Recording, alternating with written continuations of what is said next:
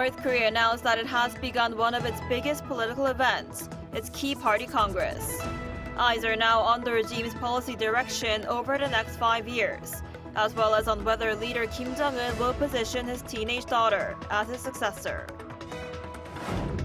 Amid ongoing tensions between the United States and Iran, President Trump says the world will know within the next 10 days whether Washington can reach a deal with Tehran or take a step further toward military action. Military sources in South Korea say U.S. and Chinese military aircraft briefly faced off near the Korean peninsula on Wednesday, following an aerial drill by U.S. forces Korea over the West Sea. Hello and thanks for joining us on Arirang News. We begin today with North Korea, which has kicked off one of its biggest political events, the Workers' Party Congress. Last held in 2021, the event is drawing attention over what the regime's policy will be over the next 5 years, and whether Kim Jong-un will position his daughter as the designated successor. Our An Sung-jin starts us off. North Korea began the 9th Congress of the ruling Workers' Party of Korea on Thursday.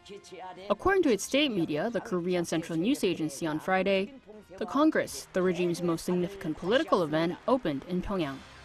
In his opening address, North Korean leader Kim Jong-un said he is filled with optimism and confidence about the future. He said that compared to the situation 5 years ago at the previous party Congress, North Korea had irreversibly consolidated its national status and brought about significant changes in the global political landscape. Kim's speech did not mention the United States, South Korea, or the North's nuclear capabilities, but rather focused on economic issues. Kim stressed that the party is working on boosting economic development and improving people's livelihoods through regional development policies and rural reform programs. A notable change from the previous Congress is a generational shift in the executive body leadership. Most of Kim's close aides have retained prominent positions, but 59% of the executive body have been replaced. Senior figures including Kim Yong-chol have been removed, and instead Foreign Minister Choi Sun-hee and Defense Minister No Kwang-chol have been added to the executive body. Foreign Minister Choi has been one of the most prominent voices in Pyongyang's redefining of inter-Korean relations as those between two hostile states. Meanwhile, attention is also focused on whether Kim's daughter Kim Ju-ae will be formally designated as his successor. Her appearances at major state events allegedly have been building up her public profile since late last year, potentially hinting at an elevated status. Of North Korea's political system, which is very similar to a theocracy, leader's gender does not really play a large role because the members are basically deities, not humans. So it is totally up to what Supreme Leader Kim Jong-un is going to decide. The party Congress may clarify her future status within the regime. The Congress agenda includes reviewing the work of the party's Central Committee, revising party rules, and electing central leadership bodies.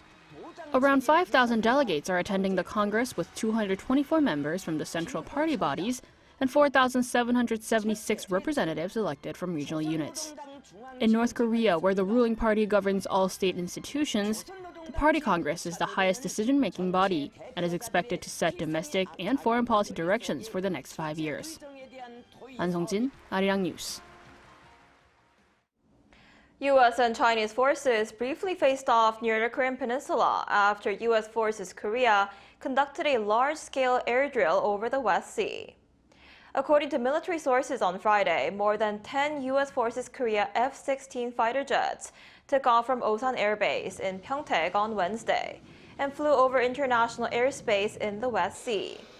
As the U.S. jets got close to China's air defense identification zone, Beijing scrambled fighter aircraft, resulting in a temporary standoff. Neither side entered the other's airspace. USFK notified the South Korean military in advance of the drill, but did not explain its specific purpose. The Defense Ministry said it cannot confirm matters related to USFK operations, adding that allied forces maintain a strong combined defense posture. Meanwhile, U.S. President Donald Trump hinted he would decide within the next 10 days whether to take action against Iran beyond ongoing peace talks, pressuring Tehran to reach a nuclear deal to avoid military action. As negotiations continue, Israel is also warning of severe consequences if Tehran launches any attack. Our Lee Seung-jae has more.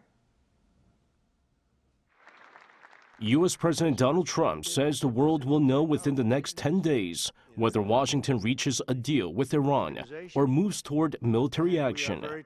Speaking at the inaugural meeting of his Board of Peace in Washington on Thursday, Trump said negotiations over Iran's nuclear program are ongoing, but warned that the United States may have to take it a step further if progress stalls. So now we may have to take it a step further, or we may not. Maybe we're going to make a deal. You're going to be finding out over the next probably 10 days. In recent days, the U.S. has increased its military presence in the Middle East, even as American and Iranian negotiators reported progress during talks in Switzerland. Trump said Special Envoys Steve Witkoff and Jared Kushner held what he described as very good meetings with Iranian officials. However, the prospect of military action has sparked political debate in Washington. Democratic lawmakers, along with some Republicans, have voiced opposition to any strike against Iran without congressional approval. Meanwhile, Israeli Prime Minister Benjamin Netanyahu addressed combat officers in southern Israel, making clear that Israel is closely watching the negotiations. Netanyahu warned that Iran would face what he called an unimaginable response if it attacks Israel. We are prepared for any scenario. And one thing is certain, if the Ayatollahs make the mistake and attack us, they will experience a response they cannot even imagine. He reiterated his long-standing position that dismantling Iran's nuclear infrastructure is essential to any lasting agreement. Meanwhile, U.S. Secretary of State Marco Rubio is scheduled to meet Netanyahu in Israel on February 28th, with Iran expected to top the agenda. 이승재, Arirang News. And here in South Korea, the Seoul Central District Court has sentenced former President Yoon Suk-yeol to life in prison for masterminding an insurrection linked to its martial law attempt in late 2024. Our Buniran reports. I will now pronounce the sentence. The defendant, Yoon Suk-yeol, is hereby sentenced to life imprisonment. More than a year after his declaration of martial law, former President Yoon Suk-yeol was sentenced to life in a first-instance ruling that found his actions amounted to an attempt to overthrow the constitutional order. The verdict was delivered Thursday afternoon by Chief Judge Ji Gui-yeon at the Seoul Central District Court, with Yoon appearing in person as the proceedings were broadcast live nationwide. Judge Ji began by reading the indictment, followed by determinations on guilt or innocence, and an explanation of sentencing reasons before making the formal pronouncement of the verdict. In its decision, the court said it was difficult to deny that Yoon intended to paralyze the National Assembly by deploying troops to seal off the legislature and detain key political figures, thereby preventing parliamentary functions for a substantial period. While the declaration of martial law itself does not automatically amount to insurrection, the court ruled that this case qualified as such because it was carried out with the aim of disabling constitutional institutions. In sentencing, the court said Yoon had directly and proactively planned the crime and involved numerous individuals, noting the enormous social cost caused by the martial law declaration and criticizing the defendant for showing little sign of remorse. It also pointed out that Yoon repeatedly refused to attend trial hearings without a justifiable reason. At the same time, the court cited mitigating factors, including the apparent lack of meticulous planning, efforts to restrain the use of physical force, the absence of live ammunition or direct acts of violence, the failure of most plans, Yoon's lack of prior criminal record, his long career as a public servant, and his age of 65. These factors appear to be the reasons why Yoon was sentenced to life imprisonment as opposed to the death penalty as sought by prosecutors. 7 others were also sentenced, including former Defense Minister Kim Yong-hyun, who received 30 years in prison, and former National Police Agency Commissioner Cho Ji-ho, who was sentenced to 12 years. Following the sentencing, Yoon's defense team accused the judiciary of applying double standards and said they were considering an appeal, vowing to continue fighting to clear Yoon's name. 문혜련, Arirang News.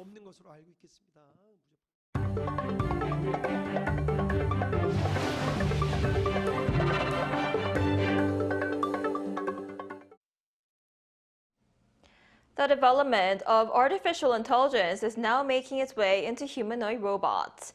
But what expectations do people in Seoul have for a future alongside these machines? Our correspondent Park Jun-an went to Korea's financial hub, Yeouido, to find out. Until very recently, a human-like robot performing a backflip was something we could only imagine. While companies have been using robots in industrial settings for years, advances in artificial intelligence are driving robots toward the next generation, physical AI. With robots now able to perform complex human-like movements, their potential applications in industry are becoming increasingly promising. And investors' excitement over the robots is already spilling into the financial markets. While it may take some time for Korean robots to be used in our daily lives, the stock market is already reacting positively.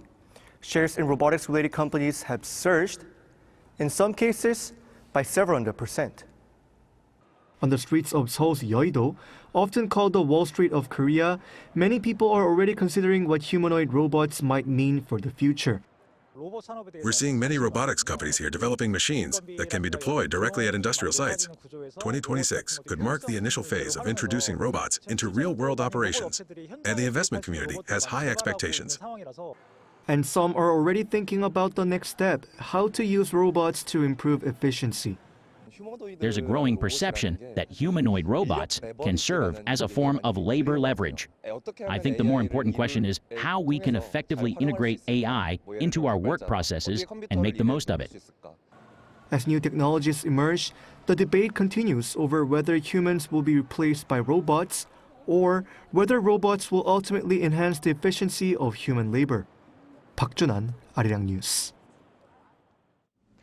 On the cultural front, from musician to painter, one of Korea's most influential composers, Kim Soo-chul, has unveiled a new artistic language, transforming sound into color on canvas. Our correspondent Cho Young-eun takes us inside his latest exhibition. A vast black and white canvas captures the imagined sounds on distant planets. Sonic Genesis 30 and 31 reveal Kim Soo-chul's surreal universe. In that other dimension, paint flows in every direction, with dark masses like black holes observing intense energy. It doesn't stop with our world. Looking at the night sky, I grew curious about other planets, what they're like and what they sound like. So I imagined visiting them and I expressed those sounds and feelings. On textured blue backgrounds, bold red circles burst outward, as if sound itself is vibrating through paints. The Sonic of Blue series layers sweeping blue brushstrokes to express the vitality of nature. His paintings span a spectrum from the sound of buds sprouting to emotions like sorrow and joy, and the metallic tones of distant planets. I listen to conversations, the sounds of the world, distant sadness and joy, the sounds of dreams, and the living sounds of nature. And I painted the feelings of what I heard. Nicknamed the Little Giant, Kim has shaped Korea's music scene for nearly half a century, from pop to traditional Korean music or kuga. His curiosity about the roots of Korean sound eventually led to his dedication to Korean music. He served as music director for 1986 Asian Games, the 1988 Summer Olympics, and the 2002 FIFA World Cup, bringing the spirit of Korean sound to global audiences. We're working to make our traditional sounds more accessible to modern people, to bring Korean traditional music closer to everyday life and popularize it. We will continue modernizing and integrating our traditional sounds into daily life. Kim continues to redefine artistic expression, now expanding his practice through sound paintings. Kim Soo-chul's Colors of Sound exhibition runs through March at Seoul Art Center. Cho Young-eun, Arirang News. South Korea's 2018 Olympic bobsleigh silver medalist Won Yun-jong has been elected to the International Olympic Committee's Athletes Commission, becoming just the third South Korean and the country's first Winter Olympian to join the body. The IOC announced the voting results on Thursday, with Won finishing first among 11 candidates. He received 1,176 votes from 2,393 athletes who cast ballots. Commission members serve 8-year terms and hold the same rights and responsibilities as other IOC members. One piloted South Korea to silver in the 4-man bobsleigh at the Pyeongchang Winter Games. He follows 2004 Olympic champions Moon Dae-sung and Yoo Seung-min as the only South Koreans elected to the commission.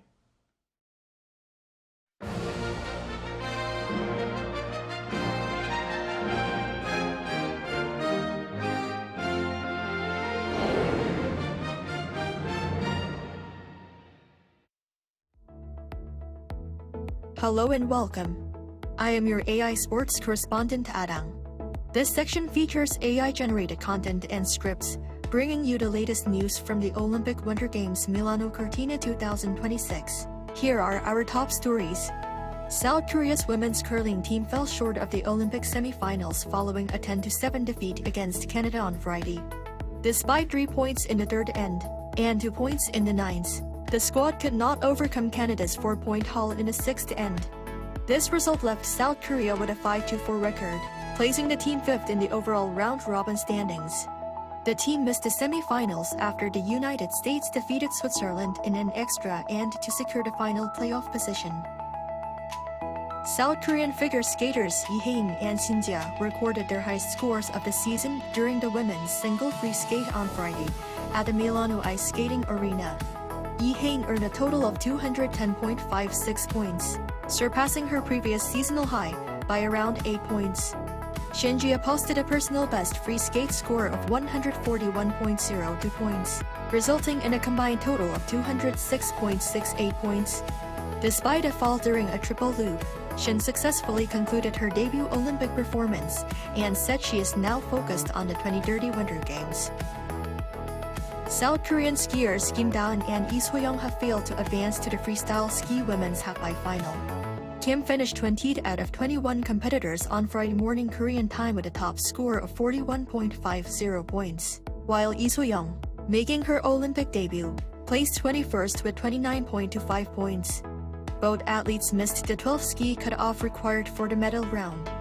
Zoe Atkin of Great Britain led the qualification field with a score of 91.5 points. The Milano-Cortina Winter Olympics will conclude this Sunday in Verona, with a ceremony designed to highlight environmental conservation and animal protection. The production at the Verona Arena features a water drop stage to symbolize climate change awareness and replaces fireworks with a light show to avoid disturbing local wildlife. During the event, Italy will officially hand over the Olympic flag to France, the host of the 2030 Games. This sustainable finale concludes the Winter Games. The ancient Roman amphitheater will also host the Paralympic opening ceremony in March.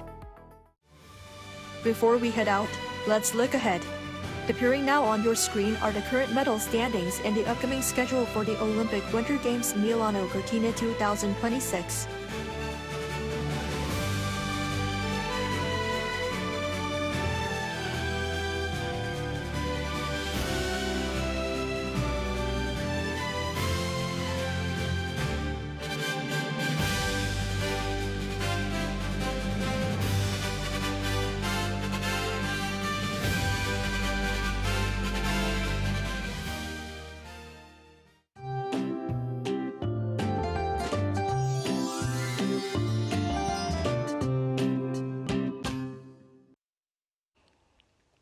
Today is set to be warmer than yesterday. Then temperatures will climb even higher tomorrow.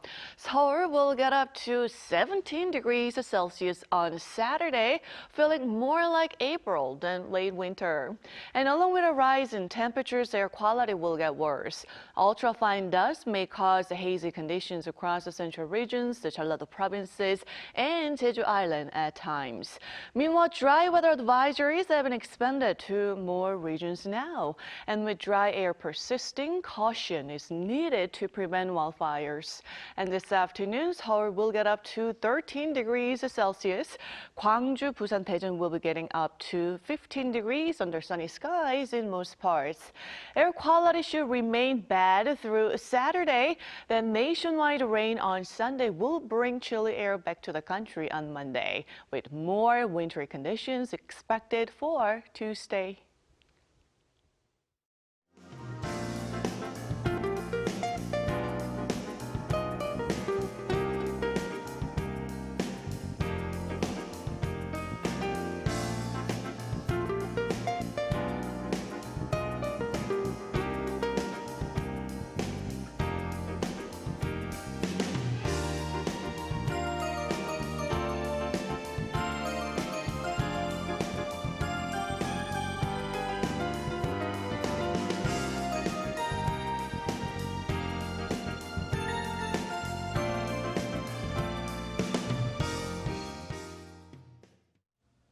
That's all we have for today's noon edition of Arirang News. Thank you for watching. We'll be back at 5 p.m. Korea time. Stay tuned.